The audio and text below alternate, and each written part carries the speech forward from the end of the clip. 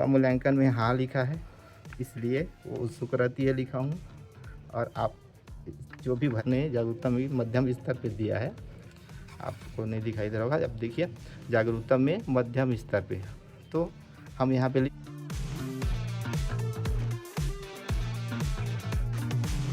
Portion से है। अगर इसमें डेटा जो है अलग अलग हो सकता है, अगर आप नहीं बोल टिक कर रहे हैं तो नहीं बोल।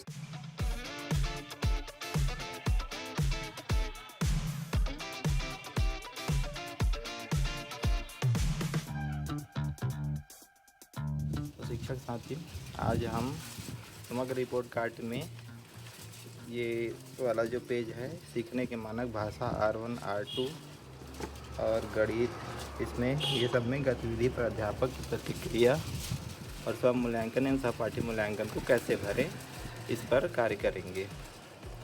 तो देखते हैं इसको कैसे भरा जा सकता है।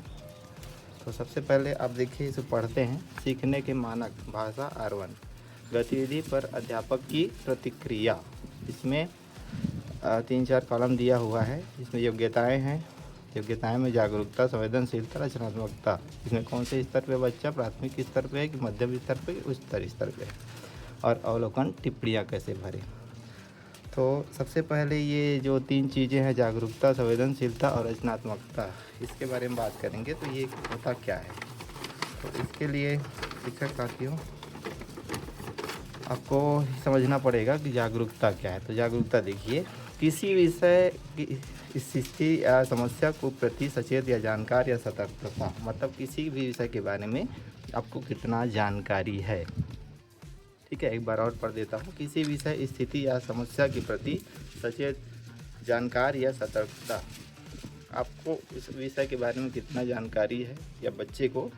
तो आपको इसको किस तरीके से करना है। सबसे पहले आप जैसे R1 है, तो भाषा R1 मतलब होता है हिंदी।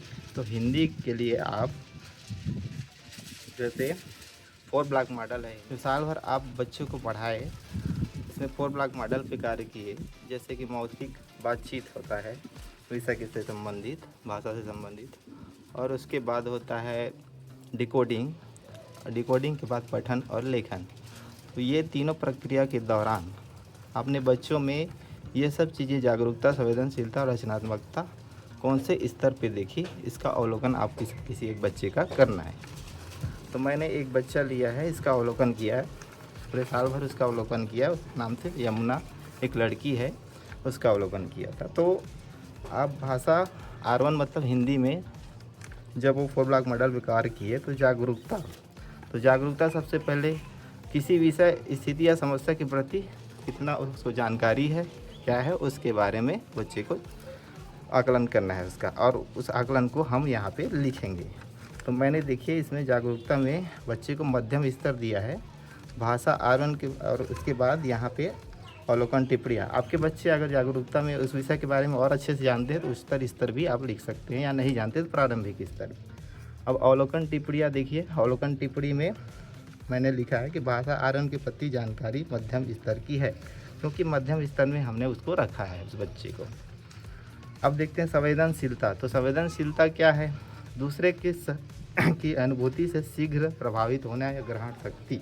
संवेदनशीलता मतलब सेंसिटिविटी, अंग्रेजी में इसको सेंसिटिविटी बोलते हैं, कि दूसरे जो बोल रहे हैं उसके बारे में आप किस तरीके से उसको अपने ऊपर ले रहे हैं, और उसके बारे में आगे क्या सोच रहे हैं, इस बारे में अगर उससे सीखने के लिए कुछ चीज़ें उसमें उस बच्चे में है कि नहीं, दूसरे को देख के ये चीज़ें संवेदनशीलता में आती हैं। तो इस कैटेगरी में आप संवेदनशीलता में आपके बच्चे कौन से स्तर पे है, तो मैंने इस बच्चे को रखा है उच्चतर स्तर पर, क्योंकि ये बच्ची जो है हमेशा दूसरों से कुछ चीज़ें, नई चीज़ें सीखने के लिए तत्पर रहती है, और उस विषय को जानने की इच्छा रखती है। तो उसको मैंने उच्चतर स्तर पर रखा है। दूसरे की, और अवलोकन टिप्पणी में लिखा है दूसरे की अनुभूति से शीघ्र प्रभावित होती है। तो आप भी इस तरीके से लिख सकते हैं। अगर मध्यम स्तर पे है तो दूसरे की अनुभूति से शीघ्र प्रभावित नहीं होती, ऐसा लिख सकते हैं। और प्रारंभिक स्तर पे है तो किसी से प्रभावित नहीं होती, इस तरीके से लिख सकते हैं।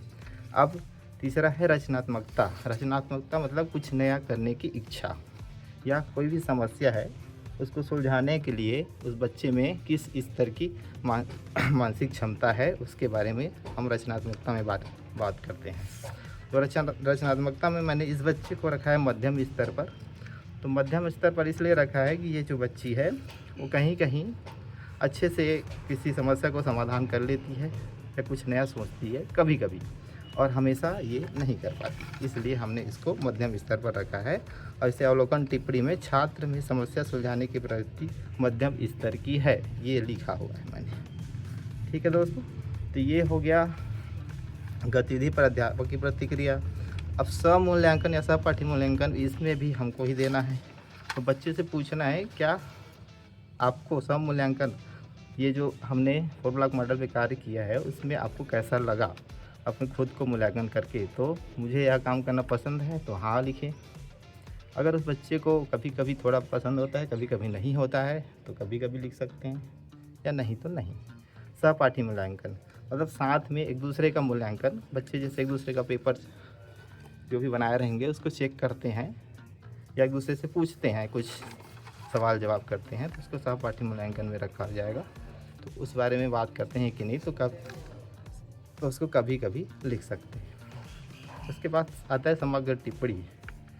तो समग्र टिप्पणी में आप इन तीनों चीज़ों को एक साथ करके लिख सकते हैं। जैसे कि मैंने लिखा हुआ है कि छात्र के भाषा आरोहण प्रति गतिविधि में जानकारी मध्यम स्तर की है, तो यहाँ पे हमने मध्यम स्तर पर रखा है। छात्र जल्दी ही दूसरे की अनुभूति या बातों से प्रभावित होती है, ये दूसरा स्टेज है, संवेदनशीलता का है। तथा उसे अपने जीवन में उतारने की इच्छा रखती है, ये भी संवेदनशीलता का ही पोर्शन है। तो आप इस तरीके से बच्चे के बारे में लिख सकते हैं। अगर वो नहीं रखती मध्यम स्तर है तो मध्यम स्तर भी कर सकते हैं। तो भाषागत गतिविधि में आने वाली समस्याओं में कुछ समस्या का समाधान खुद कर सकती है, ये रचनात्मकता से लिया गया है। छात्र समस्या सुलझाने की वृत्ति है, अपने स्वयं के मूल्यांकन को उत्सुक रहती है तथा उससे मित्र को यह कार्य करने की, ये इस पोर्शन से है। अगर इसमें डेटा जो है अलग अलग हो सकता है, अगर आप नहीं टिक कर रहे हैं तो कभी कभी बोल सकते हैं। मैंने स्वमूल्यांकन में हाँ लिखा है, इसलिए वो उत्सुक रहती है लिखा हूँ, और आप उसके हिसाब से इसको बदल सकते हैं। आगे भी सीखने के मानक भाषा R2 अंग्रेजी का है, तो इसमें भी इसी तरीके से आप भर सकते हैं। पूरा बताने चलूँगा तो बहुत समय लगेगा, इसलिए इतने में आप समझ जाएं तो अच्छा लगेगा।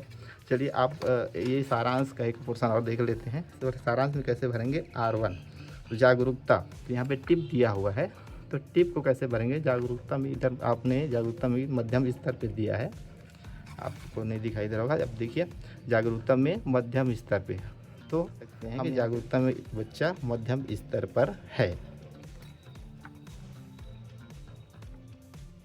छात्र मध्यम